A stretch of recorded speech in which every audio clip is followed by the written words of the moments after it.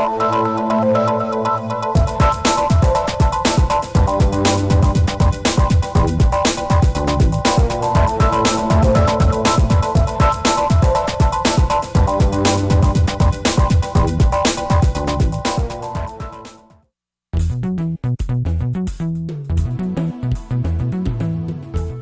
the 30th of June to the 4th of July 2014, a regional workshop for the representatives of Pacific Forum Island countries was held at the Leligon Resort and Spa in Port Vila, Vanuatu.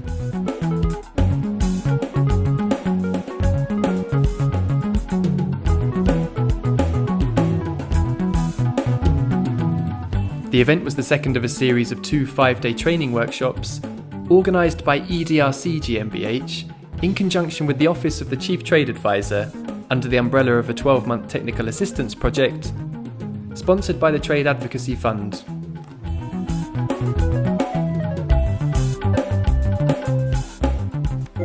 The principal objective of the workshop was to enhance the institutional and technical capacities of Forum Island countries, to formulate sound negotiating positions in the areas of services and investment during their ongoing PACER Plus negotiations with Australia and New Zealand. The participants at the workshop featured trade and investment officials from 12 Forum Island countries, as well as a team of TAF commissioned experts led by Professor Robert Scoley from the University of Auckland.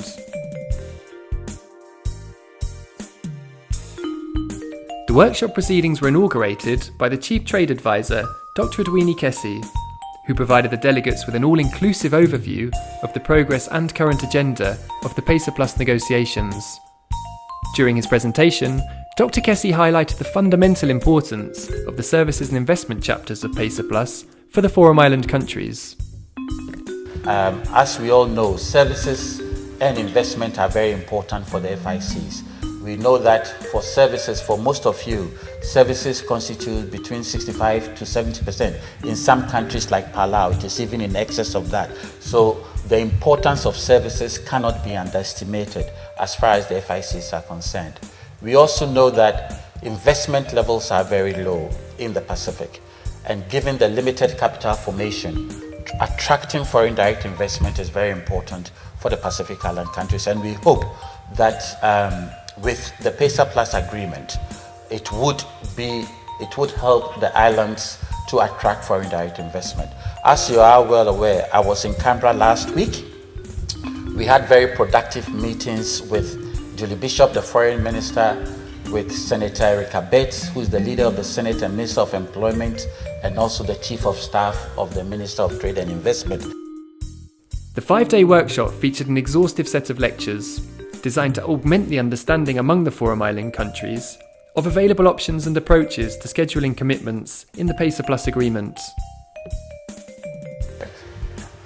When you're looking at your services negotiations, you basically are confronted with a wide range of choices that are much broader, more complex than the choices you have when you negotiate on tariffs. In services, the reason that we are faced with so many choices is because we have 4 different modes of supply. And you are able to trade, this seems obvious to you, we all know this of course, but it has tremendous implications when you're structuring an agreement. Why? Because when you trade services, you don't just send services across the border, you also send capital, mode 3, commercial presence, and you also send people, mode 4, movement of natural persons. And so when you're structuring a services agreement and deciding how to liberalize services, you have to decide how all of these different parts fit together. How does the movement of capital, how does the movement of people fit together with your obligations, your disciplines, and your scheduling of the cross-border movement of services? When you look at the existing commitments of the FICs, both in GATS and PICTA TIS, there's a lot of variety, a lot of diversity in those commitments. Should there be some understanding to kind of harmonise the level of commitments across the FICs, at least in terms of numbers of sectors committed, or should that diversity just be left as it is to reflect the circumstances of every individual FIC? Now, as I said, whether this is an issue that ought to occupy a lot of discussion or whether it's something that you can just recognise the issue and move on, that's something really for you as the members to decide. In addition to the numerous training lectures and rich discussions among the delegates, the workshop featured a series of practical exercises devised to improve the skills of FIC officials to effectively participate and advance their interests in PACER Plus negotiating rounds. These exercises covered topics such as defining development assistance requests, determining foreign investment priorities, and scheduling techniques for services commitments, including the negative list approach and the hybrid list approach.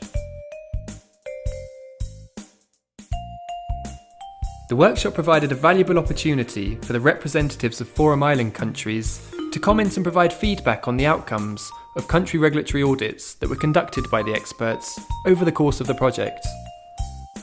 Such commentary was provided by the Cook Islands, the Federated States of Micronesia, Kiribati, Palau, Papua New Guinea, the Republic of Marshall Islands, Samoa, the Solomon Islands, Tonga, Tuvalu, and Vanuatu.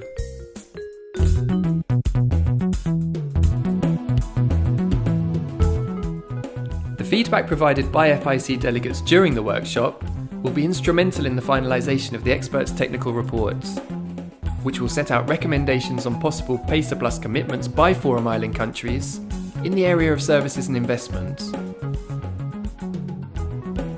It is expected that the recommendations formulated by the experts, as well as the skills gained by participants during the workshop, will contribute to the progress of the PACER Plus negotiations and chart the way forward for policy and institutional reforms, ensuring that Forum Island countries reap the benefits of trade liberalisation and enhance their integration into the international trade system.